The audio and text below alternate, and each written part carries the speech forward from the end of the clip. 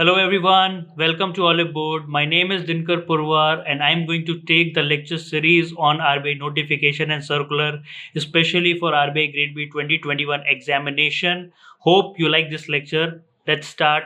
So today we will be starting with our lecture 2 on RBI notification and circular, and this series we are doing for RBI Grade B 2021 examination, and I hope you have learned that RBI notification has already been out and the exam is on March, that phase 1 exam is on March 2021. So this series is very important as per exam point of view. Why I am saying is that because RBI is looking for every thing that is related to banking and banking functioning.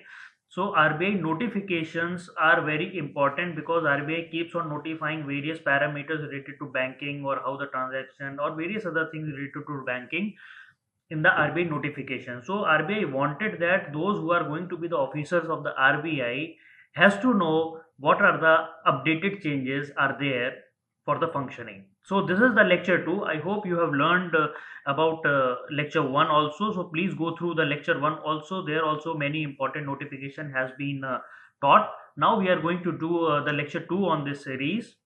So let's start with that. So first one is hedging of commodity price risk and freight risk in overseas market. So here hedging is a type of insurance. Hedging means it is a type of insurance where there is a risk involved in the commodity or any freight risk. Commodity means the things which you are trading, and freight risk means when you are taking your commodity through a way of transport like ship, planes, trucks, or anything. So there is a risk involved in both the things, in the commodity prices also and also freight risk also involved. So there is some amendments that RBI has done. So here RBI has amended the hedging commodity price risk and freight risk in overseas market. The bank shall submit a quarterly report to the Chief General Manager, Financial Market Regulation Department, and the Reserve Bank of India through a extensible business reporting language. This is very important line. So the bank who are dealing with all these things has to report to RBI through a extensible business reporting language that is accessible to their website, like what kind of transaction is going through in the hedging of the commodity and the freight risk. And if there is no transaction have been done, then the bank should submit a nil report. That means in that month nothing has been done, so you have to submit a nil report. So here XBRL, you should know what is XBRL. It is a type of extensible business reporting language. The bank can issue standby letter of credit and guarantee for a period of 1 year in exchange of remittance from the hedging purpose.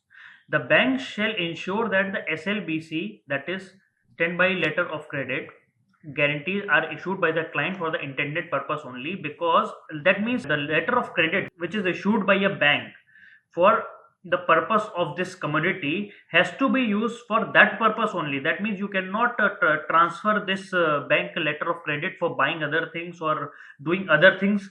That means if you have taken this letter of credit for diamond purpose, that means you are trading in diamond, then you should use that letter of credit only for buying and selling of the diamonds only, and you cannot use that letter of credit for any other purposes. Because you know that Punjab National Bank is scam in which Nirav Modi has been just running here and there. So he has done this letter of credit scam which is involved 12,700 crores, because that is why RBI has come up with the new guidelines where you can use the letter of credit for the intended purpose only. For the intended purpose, that means for the purpose it has been issued, you can use for only that purpose only. And this notification has been sent to all the banks so that they should be remain updated with that. As per earlier notification, the price of all the commodity except gold, gems, and precious stones are can be hedged in case of direct exposure. So here they have written that the price of all commodities, like any commodity, like whatever commodity you are dealing with, any metals you are dealing with, except gold, gems, and precious stones, you can use this for a hedging in case of direct exposure. So hedging means, first of all, let me tell you what is hedging. Hedging means if you have bought a home and here you have a river and your home is nearby river, so that means you wanted to insure your house so that if someday your house get flooded, you can get the insurance amount for that. That means you have taken a prior position, like if the flood comes, then I will get a insurance for my house. whatever insurance I have done for my house, I will get a repayment from that. But actually it happens like that, you will not get any kind of flood that year. Maybe you cannot get flood for 10 years also, but still you have taken a counter position where you have secure your house from the flood issues. So this is called hedging. That means you have taken a measure where you are giving some insurance amount and you are insuring your house with the flood. So this is also, that is why this hedging of the commodity price. Hedging means here, if your commodity price goes up and down, then still you are insured. And if freight risk means whenever there is transport going on, like your product has been transported from one country to other country, and if there is any kind of changes in the rate of transport, so there also you get a protection. So this is called hedging of the commodity and the freight risk. So what are the terms in the focus? First of all, this is authorized dealer bank. We have already discussed about authorized dealer bank. Authorized dealer bank have been explained in the section 2C of the Foreign Exchange Management Act. All the nationalized bank, private banks and foreign banks are the authorized dealer bank under category 1. There are three categories: category 1, category 2, category 3. These bank can deal with all kind of current and capital account transaction. Example we have taken like Royal Bank of Scotland, Abu Dhabi Commercial Bank, Allahabad Bank, Andhra Bank and Axis Bank. So these are some of the examples. Then what is hedging? Hedging is a risk management strategy. So whatever I have told earlier, this is a technical term for that. Hedging is a risk management strategy by which we can mitigate our losses. That means we can remove our losses by taking a counter position in a related asset. So earlier we have our asset was house, which is there in the flood prone area. So you are taking a counter position in your asset. That means if you're like if you have bought a food grain of 100 kg for 100 rupees, now you wanted to sell it for higher rupees only, right? But if the price of this commodity only goes down by 80, so here you have taken a counter position. If the rate of the 100 kg rice goes below 100 rupees, still I will get my 100 rupees back. So this is called as insurance amount. And what is commodity? So here, although it reduces the losses, so obviously it will reduce your losses, it also lower the potential profit if any. So sometimes whatever insurance amount you are giving to the hedging company, so they take some your premium for that, for hedging of that commodity. So premium is cut from your losses. That means whatever profit you are getting, that premium you have to pay so that your your asset remains secure throughout the whole process. Futures and options are generally used for hedging purpose. So here we have a futures and options are there. So futures, you know that in the future, like if you wanted to do transaction like at a particular date, so here you have fixed your rate of interest, here you have fixed the price of your, that means if on that date price if go down, but the person has to buy at the price which is settled between the two parties. So this is called hedging. What is commodity prices? Commodity price risk is a risk associated with the changes in the prices. Changes in the prices of the commodity, like which can result into potential losses for the buyer or the produce as alike. And what are the freight risk? Freight risk is a risk associated with the changes in the freight rates. Freight rate means transport rate.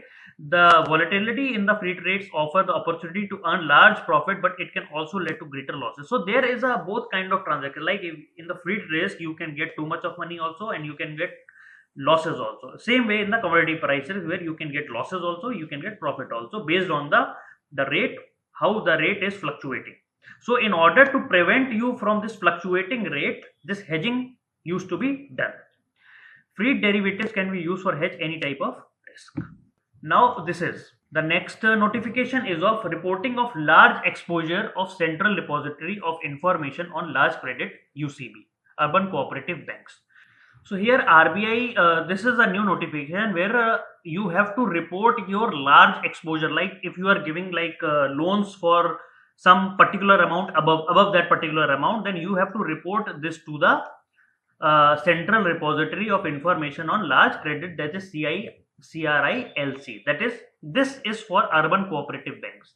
This notification for urban cooperative banks, where if you are giving loan above 5 crore rupees, that is for urban cooperative banks. That is all those cooperative banks that are located in the urban area. If you are giving loan above 5 crore rupees, then you have to report that loan to Central Repository Information on Large Credit with immediate effect. As per the detailed guideline, the Urban Cooperative Bank would report on the platform quarterly and end of the report. Now this has to be reported within 30 days.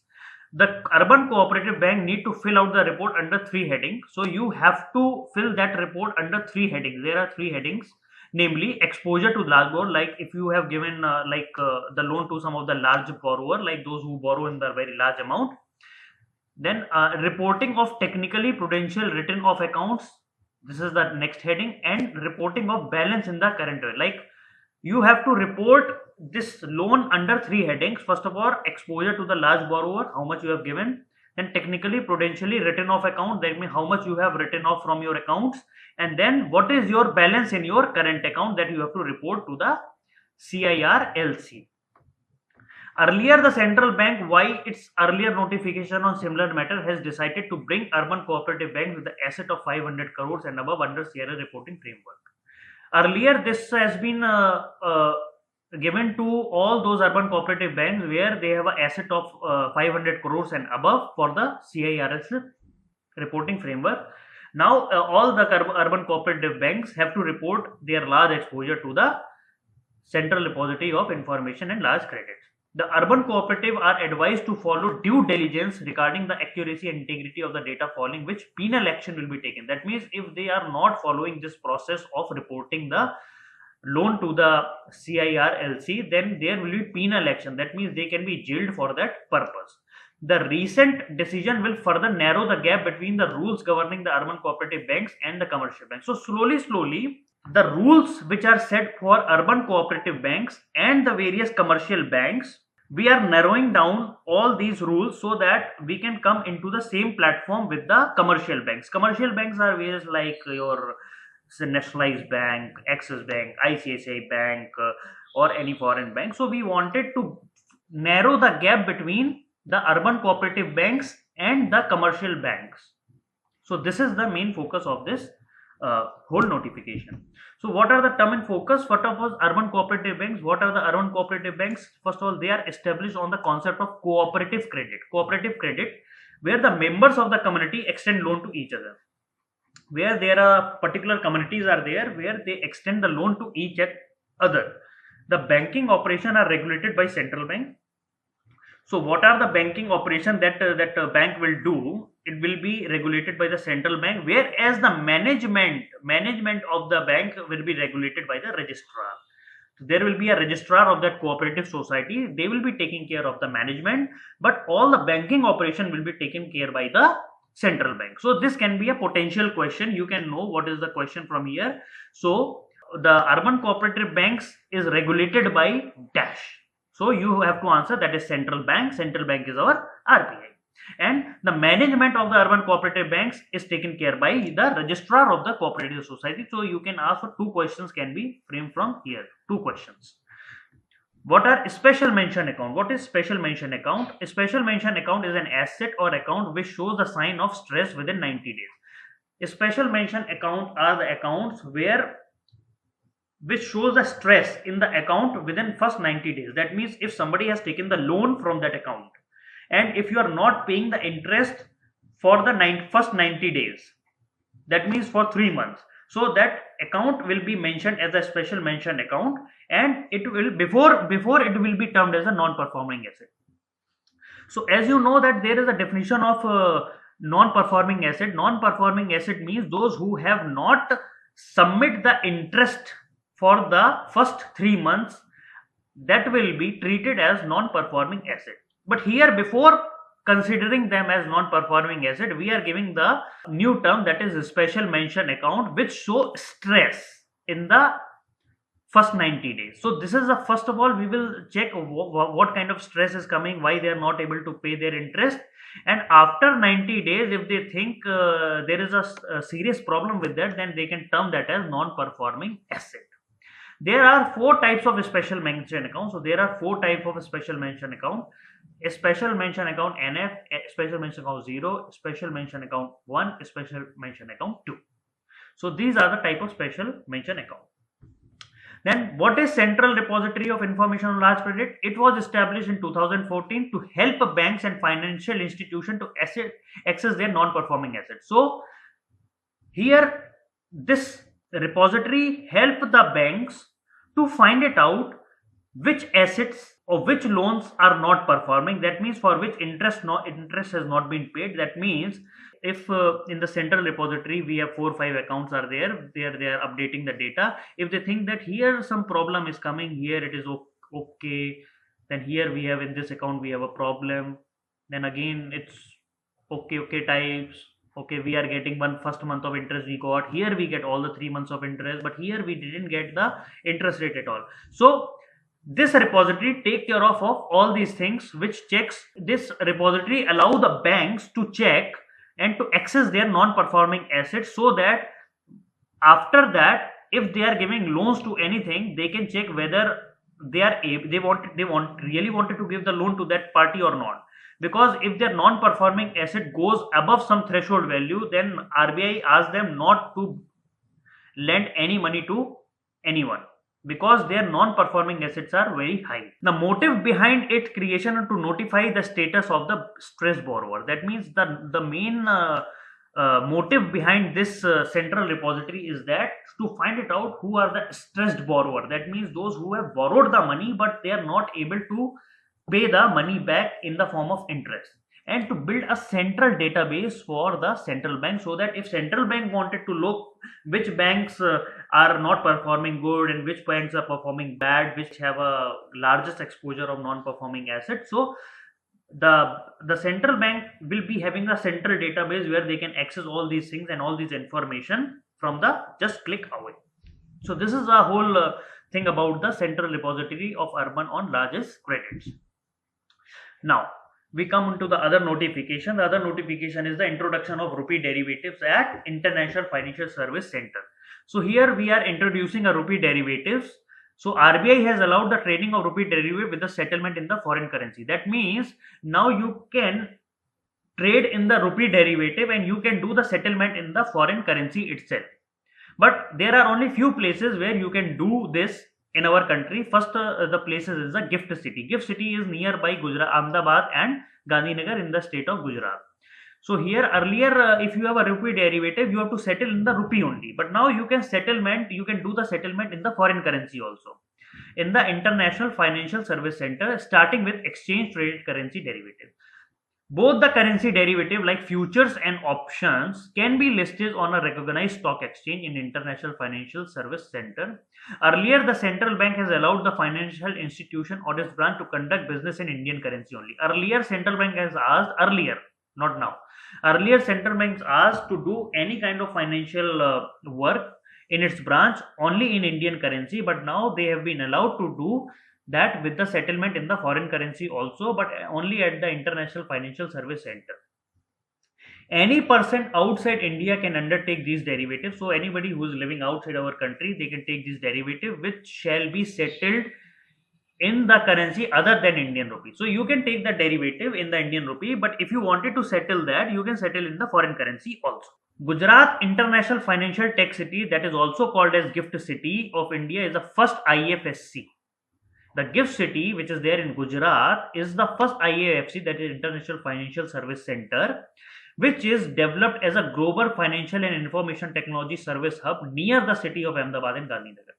The recent move may bring the much needed volume and the price discovery. So this whole move will help the various people living inside, outside country to have a better transaction in Indian currency market, and it will bring much needed volume and price discovery of the underlying instrument, whatever is there, like bonds or anything like that. So what are the terms in focus? The terms in focus are again authorized dealer bank. Authorized dealer banks are the financial institution. They have got the license from the RBI to trade and buy sell foreign currency. So all these big banks, that is category 1, category 2, category 3 banks, we have already discussed that in the previous slides. What are the category 1 banks?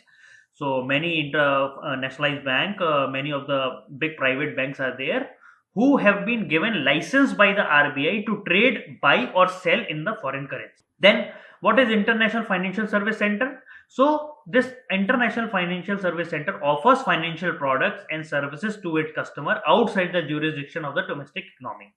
That means here some of the rules of the various domestic economy will not apply, where you can do transaction in your foreign currency also. You can bring your foreign currency, you can convert that, and if you wanted to settle anything in the foreign currency, you can do it. You do not have to convert that into the rupees. You can pay the foreign currency itself and it will be settled.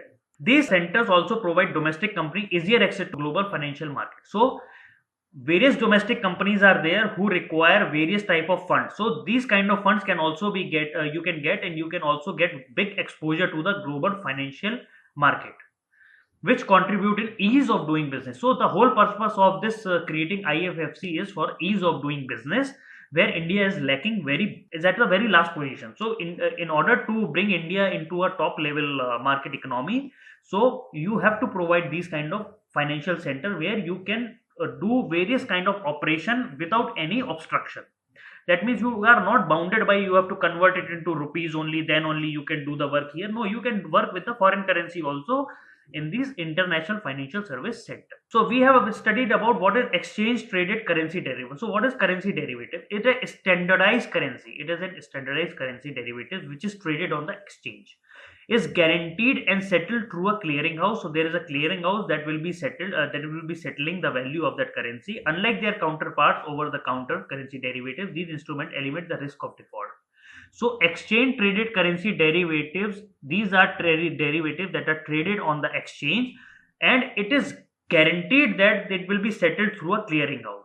But there is other type of derivative, that is over the counter currency derivative. There is a risk of default. So these currency derivative, exchange traded currency derivatives, are standardized. They have already been standardized that you will not have any risk in using this type of currency derivative. But in the over the counter currency derivative, there is a risk involved of the default. So what are the currency future contracts? Currency future contracts are the contracts where price at which one currency will be exchanged. That means if you have settled that month of March 2021, I will buy your currency at the rate of this level. That means if I say $1 will be equal to 65 rupees. So I wanted to trade this currency. So I have done a contract between two parties where I said in the March first week, on the 1st of March, I will give my currency to you at this rate. That means price at which one currency will be exchanged for another in the future date. So there is a future contract between the two parties, whether the price of the currency goes up or down. So here the price risk has been eliminated. Now you have the one contract between the two parties. Now currency option contract. A currency option contract gives the buyer the right but not the obligation. Here there is a contract between the two parties where buyer, those who is going to buy this price, has a right to buy at that price, but it is not the obligation to buy. That means you do not have to buy it. It is like that you have a right to buy it, but you are not forced to buy it. So this is the difference between currency future and currency option contract. Now we move into the another notification. Another notification is setting up of IFSC banking unit permissible activity. So what are the permissible activity that you have to do? RBI has allowed the International Financial Service Center that we have already discussed about banking unit to participate in the exchange traded currency derivative on rupee, which should be settled in the foreign currency that we have already discussed in the previous slide. The central bank has advised the bank to ensure that they have the necessary expertise. So central bank has asked all the banks who will be dealing with all these type of operations, so that they should have a necessary expertise in their bank, proper price and valuation, compute the charges associated, and manage the risk associated with it. That means here bank are asked to make sure that you have necessary expertise regarding the prices, value, charges, and what are the risk involved. You should know before that. Further, the entities must have their board approval for undertaking such transactions. So all the banks have their board of directors. So you have approval from your board whether you can do this or not. Every bank has their board of directors. So there you have to take the permission from your board. Earlier, the task force on offshore rupee market, chaired by Srimati Usha Thorat. You should know this. This is very important. This is very important for your exam point of view. So the task force on offshore rupee market is chaired by Srimati Usha Thorat, recommended that introduction of different type of rupee derivative in a phased manner. In April 2015, Reserve Bank of India to set up IFC banking unit, which is equivalent to the overseas branch. So here in this whole things which are going in the International Financial Service Center, here banks are asked to do that. You should have a necessary expertise regarding the price, value, charges, risk associated with this kind of currency transaction, and you should have the board approval from your own bank. Like if you have SBI Bank, State Bank of India, so State Bank of India has a board of directors, so you should have a approval from board of director to do these kind of operation in the International Financial Service Center. And there is one committee which was set up by the task force set up by RBI for offshore rupee market, chaired by Srimati Usha Thorat. She has recommended for the introduction of different type of rupee derivatives in a phased manner. Now, what are the term and focus? So, International Financial Service Center, you should know what is that. It offers financial product to outside the jurisdiction of the domestic economy, and to bring in services and transaction of onshore that will be earlier carried out by the offshore financial service center. These center provide the domestic companies easier access to the global financial market and also help in ease of doing business.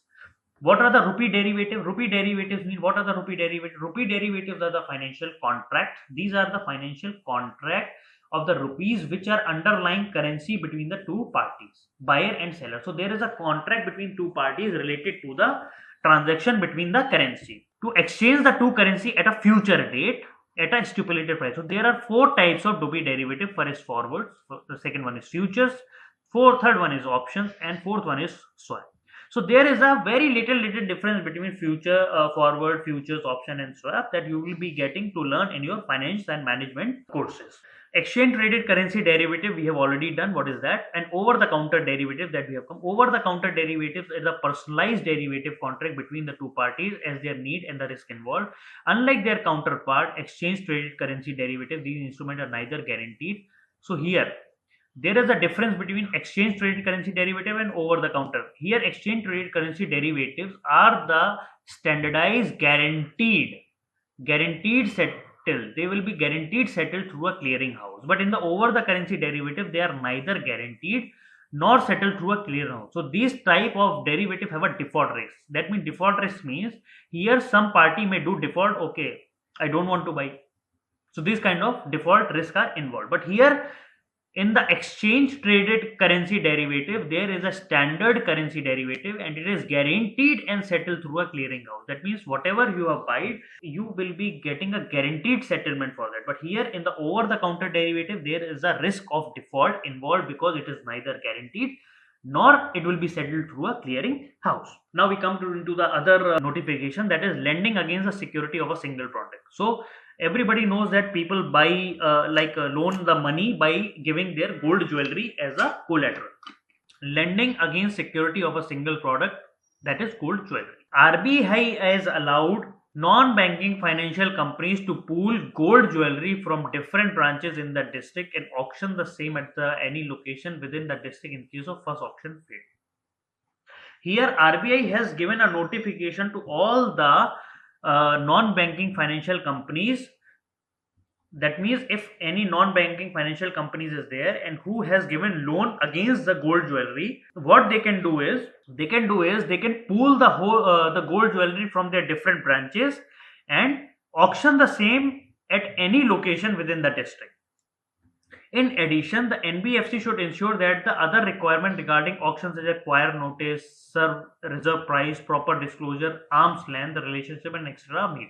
So before doing all these things, the NBFC has to ensure that there should be prior notice for this, reserve prices has to be followed and proper disclosure of everything should be done before auctioning of the gold jewelry by pooling it from the all branches. Like if there is an NBFC, like non-banking financial company in one place, then other place, then there is another place, another place, and these are all the 1, 2, 3, 4. That means this is all the four non-banking financial companies are of the same bank. So they can pool their gold, they can pool their gold, they can pool their gold, they can pool their gold, and at a particular place in a district, they can auction the whole gold jewelry at the particular price. Earlier, by a notification on a similar matter, the central bank asked the non-banking financial companies that loan to value, whatever loan you are giving and whatever the value of gold you are having, you should loan only till the 60% of the loan against the collateral of the gold jewelry. That means whatever gold you have get, you should give only the 60% of that value as a loan to a customer. Non-adherence to the above guideline will attract the stringent enforcement action. That means if you are not adhering, that means if you are not following the guidelines given by the RBI, you will be have a strict action will be taken against you by the RBI. The move is aimed to liquidate the asset held by collateral by the NBFC. The whole move of this activity is to liquidate the asset held in the form of gold jewelry. Liquidate means you are converting gold into the money so that it can be used in the money market. So this is mean by liquidation. Liquidation means where you are converting your collaterals into a money. So here gold will be auctioned, and the party who will be buying that auction will be giving the money to the NBFC, and they will take whole of the gold jewelry with them. So this whole aim is to liquidate the asset.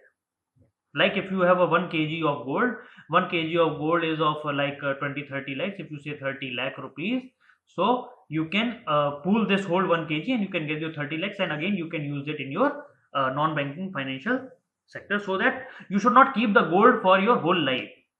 Otherwise, your whole money will be trapped in the gold only. So you can liquidate your gold through this process. So what are non-banking financial companies? Non-banking financial institutions are the registered under Company Acts. First of all, you should know they are registered under the Company Act of 1956 and engaged in the business of loan. They are engaged in a business of loan, advances and acquisition of the shares, stock, job market. So they can do all these kind of operations like loan giving, advance giving. Then they can buy shares, they can buy stocks also, they can buy bond also, debentures, securities issued by the government, all the local authority, or other marketable securities, or like leasing, hire purchase, insurance business, chit business.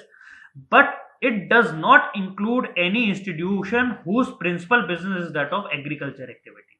So it does not include any institution whose principal business of agriculture activity, industrial activity, purchase or sale of any good other than securities.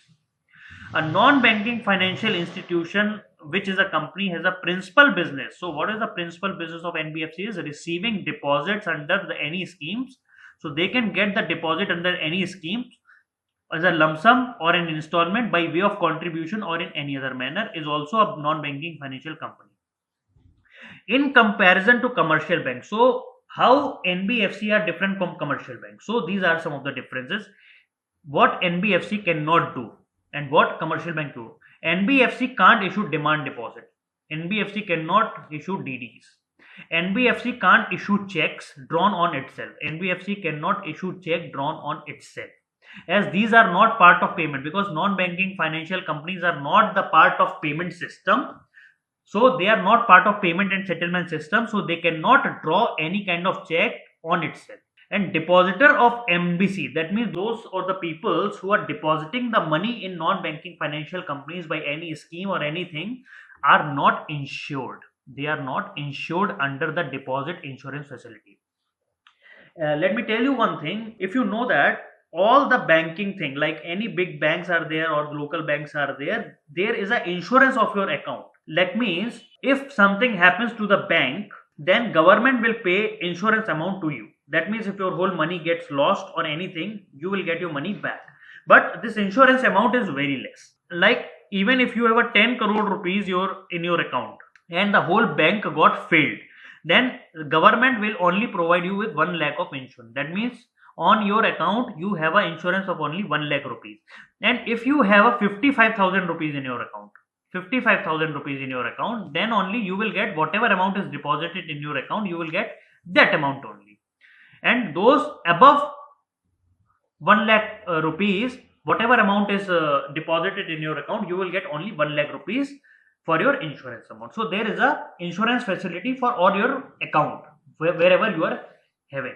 But this insurance facility is not available with the NBFC. So here there is no insurance facility for depositor of NBFC from the Deposit Insurance and Credit Guarantee Corporation of India. So these are some of the difference between the commercial banks and non-banking financial companies. Then this is very important notification: investment by foreign portfolio investment, FPI, in debt market. So here now there is an increase in the limit that has been done for the foreign portfolio investors. So foreign portfolio investor are the investor who invest in the stock market of our India. So these are type of investor. Now they are allowed to invest in the debt market also. Giving your money, that means investing your money in the share market, is called equity market. Equity and debt market. Investing your money in the shares is called equity market. That means if you buy any shares of a company, you became a shareholder of that company. Now, but foreign portfolio investors are only allowed to do the transaction in the equity market. Now they are allowed to do that transaction in the debt market also. So this notification has been released in 23rd of January. RBI has relaxed the norms. RBI has relaxed the norms for FPI to invest in the government corporate bonds. Now, FPI, foreign portfolio investor, can also invest in the bonds to bring more foreign funds in the market. So the move is to bring more foreign funds into the market.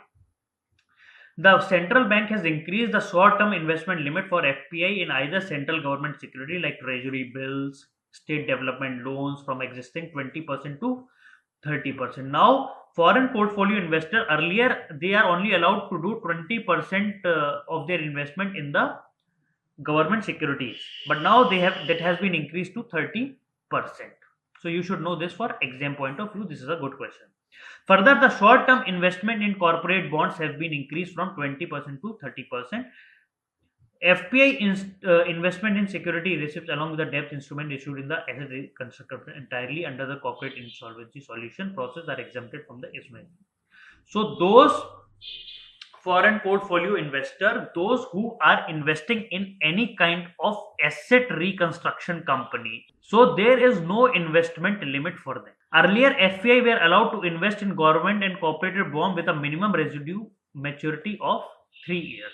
Earlier, FPI, foreign portfolio investor, are only allowed to invest in government and corporate bonds where there is a maturity of 3 years. That means if you are investing money in any of the government and corporate bonds, you are not allowed to take your money back before 3 years.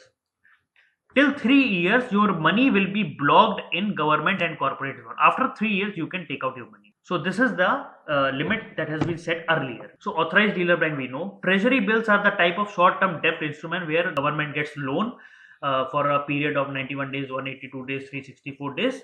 Okay, so these are the treasury bill of short-term debt. Then what are the state development loan? Like the government security, state development loans are also dated securities. That means they issue bonds by the state government, but they have to follow some statutory liquidity ratio requirement by the central bank. Then what are the corporate bonds? A corporate bond is a bond that the loan that has been raised by a company in order to raise capital by the investor. So corporate bonds are the type of bonds which is issued by any big companies or any companies in order to get capital by the investors. So this is the corporate bond. Now security receipts. Under SARFAESI Act, it is a type of receipt and or other security issued by the securitization or reconstruction company to any qualified institutional buyer pursuant to any scheme evidence the purchase or acquisition by a holder thereof. Then what are the asset reconstruction company? Asset reconstruction company are the company which buys the non-performing asset. That means these are the companies where if some company fails and if they are treated as a non-performing asset or they have been declared as a non-performing asset or the bad asset, that means now bank will not get the money back from these companies. So these company, asset reconstruction companies, buys this your non-performing asset.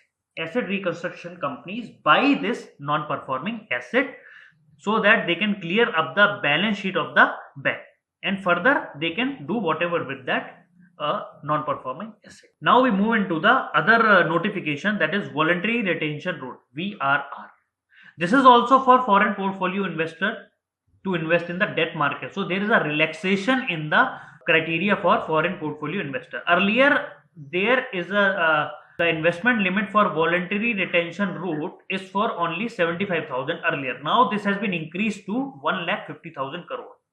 Now if any foreign portfolio investor wanted to invest in Indian debt market through voluntary retention route, earlier they can only do for till 75,000 crore of rupees. Now it has been raised to 1,50,000 crore rupees so that more funds can come into the Indian debt market. In addition, foreign portfolio investor can transfer their investment done under the general investment into the voluntary retention route. This move will incentivize the foreign portfolio investor as a voluntary retention route is free from restriction. FPI can also invest in exchange traded fund that invest solely in the debt market. Earlier last year, RBI opened the voluntary retention route in a wake of the weakening of the rupee. Earlier last year, what happens that rupee got very weak against the dollar, so that is why RBI has opened this route for foreign portfolio investors so that they can come with their money and invest in the India debt market also. The central bank planned to achieve long-term stable FPI investment. Earlier, you know that a foreign portfolio investor used to invest in the share market, but if the market goes down, they immediately take out their money back. So, because of that, there is a lot of fluctuation between our equity market. So, that is why central bank wanted to achieve a long-term stable FPI investment. So that is why RBI is giving too much of relaxation for foreign portfolio investors so that the money remains longer term in India and have a stable FPI investment in the debt market through this strategy. So voluntary retention route. What is voluntary retention route? Voluntary retention route in consultation with the SEBI is proposed to introduce a separate channel. There is a separate channel has been created for foreign portfolio investment. So it will enable our foreign portfolio investors to invest in the debt market in India. That means loan market in India. FPI is voluntarily commit to retain a required minimum percentage of their investment in India for a period of their choice. So here, those who will be investing under a voluntary retention route, the foreign portfolio investor are asked to choose your time period, like for how much year you wanted to keep this money. So it is totally voluntary. It is total voluntary. The period of their choices. So for that period, you have to keep your money in India only. Whether market goes up or down, you have to keep your money in India only. So it will attract long-term stable foreign portfolio investor investment in the debt market while providing them an operational flexibility to manage their investment. Okay. So there will be no huge rush of money coming and again money going. So there will be a stable money that will be present in our debt market also. Foreign portfolio investor. Who are foreign portfolio investors? So after listening all these things, now you come to the definition of what is foreign portfolio investor. It is a non-resident person. He is a non-resident person, he or she, who trade in the securities such as share, government bonds, corporate bonds, along with foreign direct investment. FPI is a one common way to retain retail investors to participate in the foreign economy. So here you can FPI are allowed to trade their money in the foreign economy. Like if somebody from the US wanted to invest in our India share market, so they can do that. That they will be called as foreign portfolio investors. And there are other thing, that is foreign direct investment. Foreign direct investment, the main difference between foreign direct investment and FPI is that foreign direct investment creates jobs. It will create their factories, their institutions, their offices in India. But in the foreign portfolio investors, only money comes in our equity market and the debt market. So this is the major difference between FPI and FDI. And exchange traded fund we have already done. Now we move into the merchanting trade transaction. What is MTT? Revised guidelines. So these are the revised guidelines for merchant trade transaction. Merchant trade means that the trade happening between two countries like India and US. And if some middleman is working to do the transaction between the two people, so this is for those people. That is the revised guidelines have been issued. Under the revised guideline for trade and to be classified as merchant trade, the goods acquired shall not enter the domestic tariff area. So that means any trade that has to be done between the two countries, it should not enter the domestic tariff area. The entire transaction should be completed within a period of 9 months, and all the transaction has to be done with the same authorized dealer bank, and the agency commission and third party payment for import are not allowed in the MTT. Letter of credit will only be issued when there is a confirmed export order.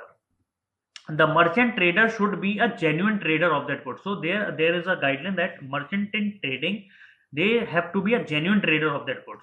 The MTT should be reported on a gross bias against the code mentioned. The notification build up the guideline of the notified revised banking on 20th March. So this is for the merchant trade transaction that are revised guidelines are there. Just for your interview purpose, you should know that. So who are merchant trading transaction? Also, who are merchant? What is mean by merchant trading transaction?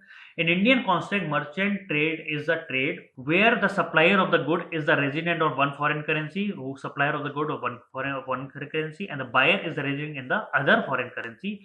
Then the merchant or the intermediary, that means who are doing dealing between these two parties, is residing in India. So this is for those people. Further, the whole transaction should be completed within 9 months. So if any transaction in between going through a two period, so that has to be done within 9 months. So what is letter of undertaking? Letter of undertaking is a form of bank guarantee. So there is a bank which provides guarantee in which bank can give permission to his customer to raise money from other bank foreign branch. Here letter of undertaking means one bank from India issue a guarantee, and that letter will be given to a person. They can go to the foreign bank. The foreign bank will give the amount which is issued by the Indian bank. It is like a bank guarantee. So letter of comfort, also known as letter of intent, is a written document which assures that obligation, whether debt or otherwise, would be met. So letter of comfort means it is a letter of intent where it is written that whatever written in the document, the obligation will be met. Then exchange earner foreign currency account. So exchange earner foreign currency account is an account maintained in a foreign currency with an authorized dealer bank. It is a facility provided to the foreign exchange earner, including exporter, to the credit 100% of their foreign earning, so that the account holder do not have to convert the foreign currency into rupee. So here this account is held in the foreign currency and it will keep in the form of foreign currency only. And then we have a letter of credit. A letter of credit is a document of a guarantee from bank or financial institution which states that seller will receive the full payment. That means it is a letter of credit which says that the seller will receive the full payment from the buyer at the right time. In case the buyer can't fulfill the obligation, the bank will cover the amount to the seller. So here letter of credit means here bank is giving the guarantee on behalf of the buyer. That means if the seller is selling something to a buyer, if buyer is not able to fulfill this obligation, the bank will fulfill the obligation for that buyer. So this is a letter of credit. Now we have a last, I think this is going to be our last slide regarding the cash withdrawal using point of sale. You know what is mean by point of sale machine? Point of sale machines are the machine which are there in the various places where you do the swiping your card and doing shopping and all those things. So RBI has advised all the scheduled commercial banks, regional rural bank, cooperative banks, and authorized card payment networks to provide the cash withdrawal facility. So RBI is asked to provide the cash withdrawal facilities to at the point of sale machine. That means wherever this point of sale machines are installed, here RBI has asked the bank to provide the cash withdrawal facility with the approval of their board. Earlier, the concerned institution has to take one-time approval from the RBI also with the withdrawal facility of the POS. Designated merchants of this service are advised to indicate, though those who are providing this point of sale cash withdrawal, all these people or merchants have to indicate, display the availability of this facility. Like wherever this point of sale machine is giving the cash to the people, so they have to display or indicate the availability of this facility along with the charges, like whatever charges you want to take, you can take it. All other provision including submission of data report will continue. So whatever the RBI wanted regarding the data or everything, they will be given to the RBI. Earlier, by a notification, the central bank has put a limit on the cash withdrawal. Like central bank has put a limit on the cash withdrawal from point of sale machine, that is rupees 1000 per day in tier 1 tier 2 city. Tier 1 cities are very top, and rupees 2000 per day in tier 3 and 4 centers. In addition, the customer charges will also apply. That means facility, if you are providing some facility, you will take customer charges, but it should not exceed more than 1% of the transaction value. So it should not exceed 1% of the transaction value. That means if somebody is taking out 100 rupees, you can take 1 rupee from them, but it should not exceed to 1.5 rupees. Only 1% of the transaction value you can take it as customer charges. So this is the whole point about the point of sale machine. So what are the payment banks? Payment banks are the type of niche bank. These are niche bank, those who are dealing with some particular type of operation. For the purpose of financial inclusion, these banks can deposit up to rupees 1 lakh and they cannot lend it to customer. They can take the deposit up to rupees 1 lakh, but they are not allowed to lend it to customer. They, however, can issue the debit card. They can issue the debit card because whatever amount is there in your bank account, only that much you can take out. So they are not allowed to issue credit cards. Credit card they are not allowed to issue. They can issue the debit card and they can only take the deposit up to rupees 1 lakh. Then what are small financial bank? A type of niche bank. Again, these are small financial bank are a kind of niche bank. Niche banks means all those niche banks are the banks who are dealing with some particular type of operation. So these type of banks can provide basic banking service to the deposit and lending, but there is a cap on lending. That means they can take deposit also and they can lend also, but there is a cap on lending activity. That means you cannot lend more than this value. These banks provide financial inclusion to the section of the society, but not serve the traditional banking. These banking provide financial inclusion to various section of the society, but not serve the traditional banking like small and marginal farmer and small business. And what is point of sale machine? Point of sale machine is a place where customer pays for goods and services. You know that swiping machine which you go when you do shopping and all those things. So that is called point of sale machine, where you can get the receipt electronic. So when you swipe your card and you do your PIN card operation, then you get a receipt from that shopping. So that is called whole point of sale machine. So from there only you can get your cash also. But there's a cap like 1000 rupees for tier 1 tier 2 city and 2000 rupees for tier 3 and tier 4 cities, and you can generate a either print or electronic slip for your whole transaction. So this is called point of sale machine. Now we have some question that can be expected from this section. So let me tell you what is XBRL. So XBRL is extensible business reporting language. You should know what is mean by that. So we have read it in the first slide. Urban cooperative banks to report the exposure of above 5 crore rupees to central bank repository of information on large credit. So this much you should know. The task force on offshore rupee market chaired by Srimati Usha Thorat. You should know that, correct? Then the task force recommended the introduction of different type of rupee derivative in a phased manner. Then voluntary retention route is for foreign portfolio investor FPI. Then RBI has increased the investment limit for foreign portfolio investors through the voluntary retention route from existing 75,000 crore to 1,50,000 crore rupees. So these are some of the important questions which you can expect from all these kind of notification. That is why we are saying that notification are very important for any kind of banking exam, and these are very important for your interview purposes also. And RBI done in phase 1, phase 2, and then after that interview. So in every phases of this exam you can expect any kind of question like this in your exam. So be ready for all these exam, and you are very easily going to crack this exam if you are following all these lectures which are giving in RBI grade B. We are telling in your Olive Board channel. So RBI Grade B 2021 exam, we have introduced various aspects like video lessons, study notes are there, live classes, revision session are there, live practice session are there, topic wise tests are there. Then again we have a mock test. Mock test, that means the whole test is going to be conducted. Monthly current affair capsules you will be getting, and descriptive English classes you will be getting. So since you all know that there is only very less time left and you have to do directed study, so focus on all the important aspect of the exam, and Olive Board will help you in focusing particularly for RBI Grade B 2021 exam, so that you have a very directed targeted measure to crack this exam. Never forget to like, share, subscribe our channel. Happy learning. Thank you. Thank you everyone for listening this lecture so patiently, and I hope you have learned something from here. Do keep in mind all the important points that I have taken in this lecture. Always mark when I am telling anything in the lecture, and always stay tuned, and thank you.